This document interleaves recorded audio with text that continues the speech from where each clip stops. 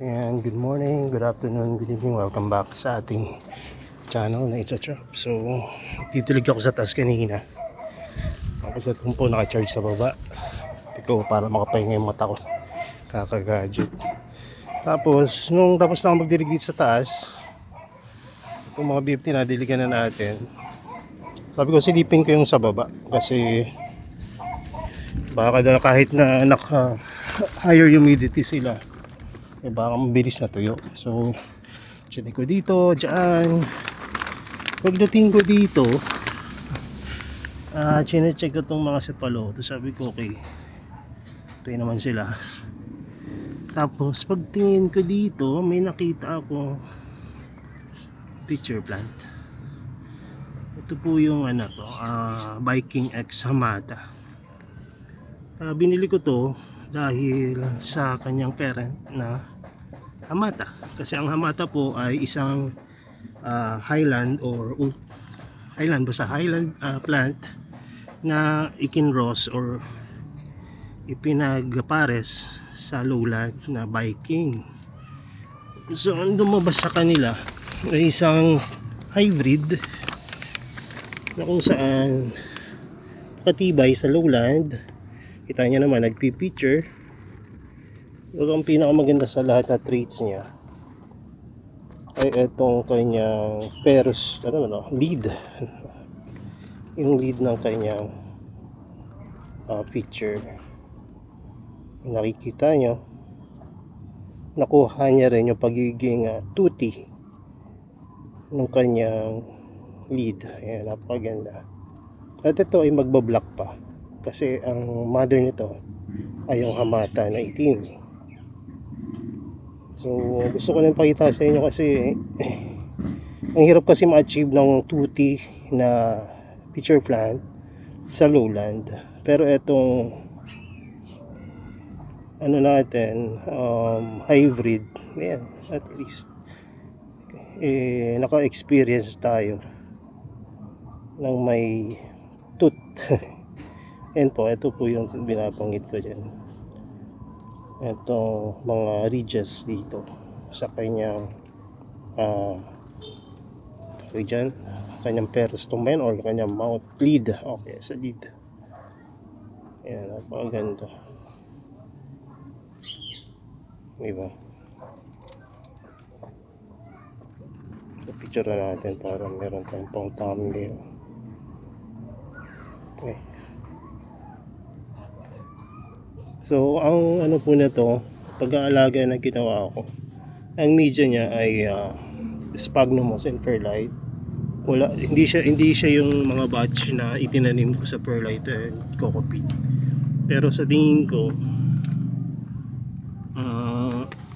effective rin. Kasi meron ako dong isa pang propagation na ito na itanim ko naman sa coco peat and perlite.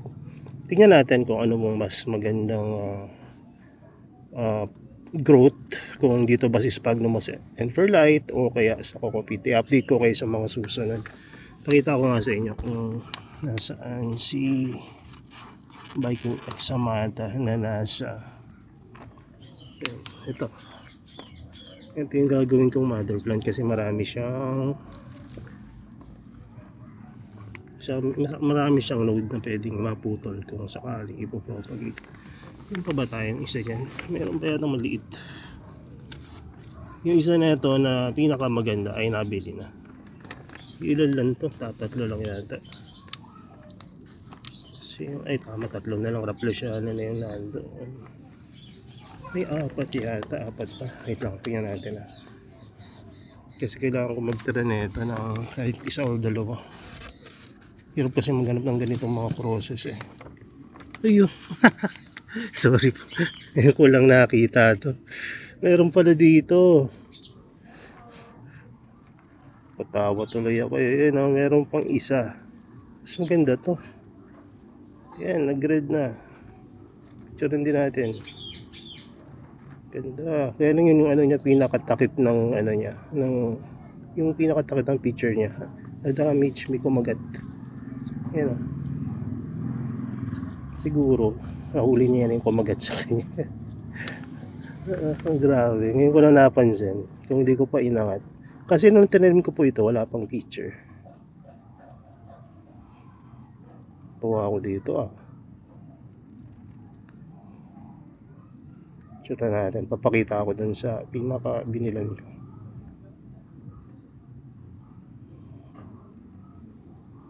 Galing po ito ng sa iba pang bansa. So kung ikukumpara natin, mas malaki yung picture na ito kasi mas malaki siya, mas malaki yung plant. Pansin ko lang sa kanya, parang madaling, parang madaling i-propagate. Hamata yung katawan niya eh. Kasi ang Viking ganito yung ito yung dahon. Pero ito hindi, ito hamata rin yung pinaka lips or lead niya. Tama ba? Kalimutan ko na yung mga parts na ito. Ang lang sa kanya talaga, Viking etong katawan. Itong parang balat niya dito sa katawan niya. Yung Viking. Pero ito hamata pa rin to eh. Walang ganyan masyado si Viking. Tingnan nyo ito. May Viking din naman ako yan. Kaya nandun pa. Ayun yung pinaka ni Viking. Ay ni Viking ni Hamata. Galaw-galaw yung So ayan, apat pa yung available. I-message na lang ako sa page kung gusto nyo ma-avail. Ang for sale lang dito, itong tatlo. 1, 2, and 3. Parang gusto kong dalawahin yung mother plant para mabilis ko maparami. Ito maganda rin yung mother plant. Tsaka itong isa. Isang lang po ito. Isang parent lang. Galing to sa cuttings. Ayan, cuttings. So isa lang yan. Isang parents lang yan. Pero paminsan-minsan kasi, kahit na mag-isang parents, nagkakaroon ng variation. Akala ko dati kasi clone agad eh. Clone agad ng parent plant. Pero minsan kasi nagkakaroon din ng pagkakaiba. Tingnan nyo itong variegated ko. Nung tumubo, kasi namatay yung main growth niyan. Nung tumubo, nagkaroon ng side na kung non-variegated to o hindi pa rin lang nag-activate yung variegation niya. Pero yung kabilang side, na-retain niya yung variegation niya. May mga ganitong kwento rin sa iba kong mga kaibigan na may mga variegated plant. Ayan, ang ganda ng mga variegated plant natin yan. Mukha na to. Yung picture na may variegation. Minsan kasi may mga plant na variegated lang yung leaf, pero yung picture hindi. Itong ganitong variegated pero yung picture hindi. Pero ito variegated pati yung picture ang ganda. Lahat po yan variegated. Hindi lang halata yung iba kasi tutubo pa lang. Yan natin to pag umangat-angat. Ayan, variegated. Yung tubo wala. Baka nga siguro bagong tubo, hindi pa ganun ka obvious yung variegation. But anyway, this year lang kasi ako na napasarap sa mga Nepenthes. Ang alaga ko talaga madalas ay mga Venus flytrap. So yun, ibalik na natin. So yung pwesta pala na ito, kung kayo, nagtataka kayo sa kung inilalagay, yun lang, sa araw ng morning sunlight na filtered. May shade ng konti. Uy, ano to? Meron pa akong isa. Wala. Ay hindi, Remis Spina pala to. Pero ito isa-gisa lang to, Remis Spina. Remis Spina Reinwardiana. Nag-iisa lang to na cultivar, na variety. Across. Ayan, meron pa dito. Ano to? Viking Raplesiana na isa. Ito ano pa to? Uy, may Viking Examata pa pala tayo dito. May pala tayo yan. So ilan to? 1, 2, 3, 4, 5. Tapos may isa pa tayong na-out. So 6 pala yung may parating ko na nakaraan. Pero yun sa dami. Hindi ko na ma-trace kung ilan. Pero may listahan naman ako yan. Pero sa dami rin kasi. Bago ko pa ma-check. Meron tayong Ano, dalawa tatlong torsi, tapos yung dalawa dyan ay mother plant. Ito magandang mother plant ko. Maraming node. Ito maraming node. Ito pinakamarami. Ganda. Wala pa nga lang itong picture. Pero para sa mother plant, maganda yan. Mahaba-haba. So, ayan. Share ko lang sa inyo yung setup. Baka makatulong. Kasi ako dati, hirap na hirap ako mag-alaga ng pitcher plant. Ngayon medyo nagagamay na natin. Hindi pa naman yung sabi natin na magaling na tayo. Wala namang magaling sa carnivorous plant. At magaling ka na, namamatay ka pa rin. So ayan. Sinisilip-silip ko, parang may dinadagado na paso. Oops. Tumba. Balik na natin. Ay nako. Pagka nag-aasikaso kayo ng halaman, may mga pagkakataon na ganyan na hindi nyo hindi sinasadya, napuputulan ng mga new feature, nababalian ng main growth point. Ay mga ganun na ano pa naman, saveable pa naman yon. Kasi hanggat hindi naman mamatayin sa ganun Tulad minsan nakakaganda pa, kaya lang kung ibebenta mo na, delay yun. Kung bibili ng sira, maliban na lang doon sa may alam. Pagka napuputol kasi ang main growth, ang tendency dumadami. May kayong tip. Ganun din sa BFT. Siguro sa ibang halaman ganun din. So ayan, nandyan lang po sila. Kasama ng mga cephalotus, sphagnum at aspalayan, meron. Ayan. So, hindi pa lang magdidilig ngayon, baka bukas. Pwede na magdilig, pero bukas na. Ayan, medyo tiyo na rin yan dito Tuyo. Tapos wala pang sign of germination. May tanim naman kong seeds dito. Wala pang sign ng germination. Luma kasi ito. Kumbaga umabot na ng 3 to 6 months. Hindi ko na talaga itatanim. Kaya lang nagtanim ako ng mga new seeds doon. Ayun, ngayon nag-germinate na. Ito katatanim lang. Siyempre hindi pa agad. Pero 2 linggo, 3. Pagka inaabot ng 3 linggo walang germination, may mag-germinate na dyan, ilan na lang. Variegated rin po ito. Ayan. Variegated. Ayan, variegated yan. Hindi lang masyadong halata pa. Pero yan, yung mother plant. Variegated. Puro variegated yun nandito. Mangungulekta tayo ng mga variegated kasi gagawin nating mother plant. So may mga gusto mag-avail, pwede rin naman. Iba kasi po dito, wala pa talagang available na pang-out. Ayun, black and red feature. Two color feature in one plant. That's variegated. And so, yun lang muna po. At thank you sa inyong pagsubaybay. Huwag lang kayong malawa na mag-alaga. Minsan, ito nga lang yung ginagawa ko. Hindi ko sila nakikialaman. Kasi pag kinakialaman nyo ng pakilakialaman, dali silang mamatay. Pero make sure, pag hindi nyo pinakialaman, dapat nakalagay sila sa best possible setup na maibibigay nyo. Hindi pwedeng pabayaan na alanganin, di ba? So, pabayaan nyo sila doon sa lugar na kung saan magta-thrive sila. So, anong setup yon? So, kung lowland dependence, lagay nyo sa lowland setup na medyo may ganitong klase ng wind break, no? Yung hindi na hanginan ng gusto, nagko-conserve ng konting humidity, hindi ganun kainit. So yun, tapos huwag nyo masyadong kagagalaw yan kasi halaman yan hindi naman kailangan ginagala natin yung halaman. Ayun yung mga hard truth pagka baguhan ka, mahilig ka talaga maggalaw-galaw ng halaman. Normal lang yun, curious ka kasi hindi mo pa masyado, hindi mag-curious ka pa, malaro ka pa sa pag-aalaga. Pero pag tumagal na, sa dami rin ng mga halaman mo, hindi mo na magagawang ilipat-lipat yan Tapos doon mo ma-realize, hindi pala dahil matagal na ako nag-aalaga, hindi ko lang ginalaw. Same setup as before.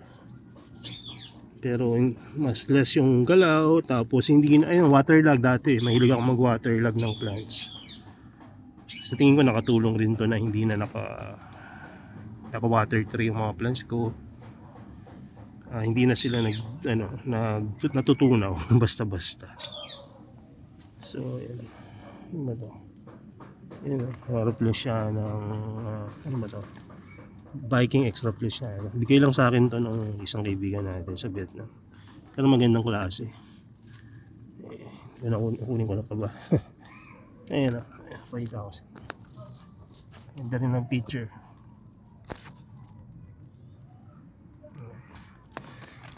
So, mapaparami rin naman natin yan. Tapos i-share din natin sa page. So, yun sa may mga medyo may budget. Kung gusto nyo maka-avail ng mga seed grow na mga variegated, sabi lang kayo. Yung mga ready na dito na pwede nang i-out. Kahit daanan nyo dito, puntahan nyo. So, hindi nga lang po ganun kamura to. Kasi medyo rare talaga mga variegated. Unless naparami na through tissue culture, no? Tulad na ito, pinakamurang variegated. Hindi pala, may mas mura pa dito. Ito nasa 1 to 1,500 itong variegated na to. Marami na tayo na ito. At na tissue culture na rin to dito at sa ibang bansa. Kaya nagmumura. Yung availability ng stocks marami kasi. So meron pa doon na yung isa, yung Alba na globosa. Ayun, medyo mura rin yun. Nasa 800 yung maliit, 1,000 to 1,000 plus yung medyo malaki. Ayan. So ito kasi wala pang mga propagation. So magawa ng puwan pa lang. So yung iba dito, mga hot leaves, tricolor na mga ampullaria na variegated. Ayan. So iba naman mga black featured. Ano yung iba dito, hindi na to species. Kumbaga mga hybrid na. Gracilis hybrid. Ang partner yata niyan ay hindi na nagkakamali. Kung hindi Albo marginata ay ano po ba yung isa doon? Albo marginata. Basta Albo X Gracilis yata ito. I-check ko rin dun sa aking listahan. Tapos kung mapapansin nyo, ito green and white. Tapos ang picture niya ay red and black, no? Meron naman dito pati dahon na dark. Tapos ang picture niya talaga red and black. Nagba-black rin kasi yung picture na ito. Ayan. Ito medyo mas gusto ko kasi yung kulay na ito para sa akin. Ang ganda ng pagka-green ng lead niya. Ayan. Avocado green, black featured. Tapos yung variegation niya ang ganda. Tapos yung picture niya sa umpisa, red. Ang ganda ito. Ito picture niya sa umpisa. Tapos pag nag-umpisa ng bumuka yan, nagiging dark red hanggang maging black. Ang ganda ng transition. Kung imagine mo malaking halaman na yan. Ang ganda, di ba? Para may Christmas tree ka na rare at maganda. Ganda talaga yan. Lalo na pag natatamaan ng araw sa umaga. Ngayon kasi late afternoon. Diba? Cute. Ang ganda. Pwede ito pang maliit na lugar. Kung mayroon kayong bintana na may morning sunlight, ang gandang ilagay na ito. Tapos lagay niya sa magandang paso. Ibabawan nyo ng live sphagnums or kung anong mas ang gusto nyo. So kasi sa feature plant, pwede kahit na green moss, carpet mo lang sa taas. Huwag mo lang masyadong i-close yung walang mahanginan. At least may mayroong aeration. Anyway, papakwento naman tayo matagal, mababa na tayo. So may mga paparating pala tayo na Drosera, Utricularia,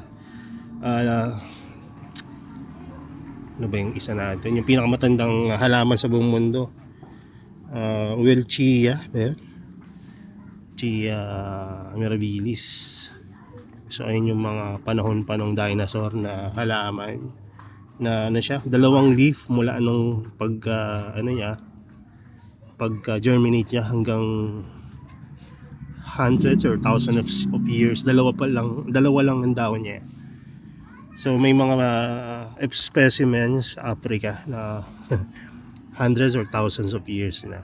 Tapos merong nakita akong binenta nung nakaraan, 20 to 30 years na plant. Medyo pricey lang pero sulit kasi biro yung ang binayaran nyo doon yung tagal na inalagaan na 30 years. So hundreds of thousands na yung benta. Tapos medyo rare din kasi monolith yung Wilchia niya.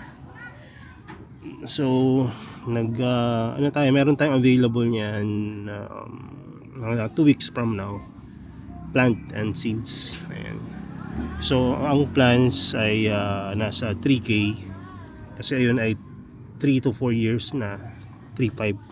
Tapos ang seeds naman 800 per piece. Medyo mas mura na yan kaysa sa presyo sa Thailand na 1,200 pag kinonvert mo. So may paparating tayo. Sabihin nyo lang kung magka-interested kayo. Hindi naman ako nagmamadali kasi gusto ko rin mag-alaga rin. Nakaka-intrigue. Oldest plant kasing tanda ng mga dinosaur. So yan, bababa na ako. Salamat sa inyong panonood. Saturday bukas, rest day namin. So wala munang order. I-vacation mode ko yung Shopee ko as always. Dahil Friday after na. Bukas ay Saturday, rest day po namin yan. Family day. It's our Sabbath yung rest namin. Tapos Saturday night open na naman po kami. Tinatanggal ko yung mga damo-damo kasi pagka maulan hindi mo may gagawa ito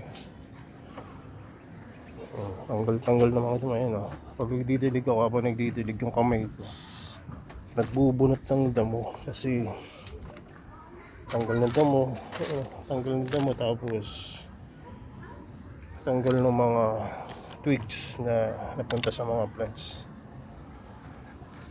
Ayun, tulad yan. Ano ko lang nakita.